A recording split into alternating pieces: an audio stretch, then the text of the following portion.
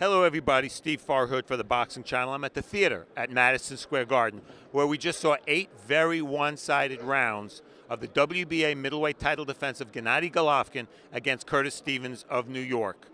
I'm actually in the corner of Curtis Stevens. This is where his corner surrendered after 8 one-sided rounds. In round 2, Golovkin knocked Stevens down. It looked like it was going to be a very short fight. Golovkin kept control, threw a lot of punches, backed Stevens up. Every once in a while, Curtis Stevens landed a combination, a big right hand, coming off the ropes or coming out of his shell. But he couldn't match Golovkin's work rate. Golovkin out-jabbed Stevens big time. Curtis landed some shots, nothing to hurt Golovkin. Basically, same old story with Gennady Golovkin, totally dominant tonight. Now, we didn't get a chance to talk to Golovkin. He met the press very briefly right here by the tables, the working press tables, and then ran upstairs, and Curtis Stevens didn't meet the press at all. So all we know is that Gennady Golovkin called out Sergio Martinez. That's the name. That's the fighter he wants. Martinez, generally considered the best middleweight in the world.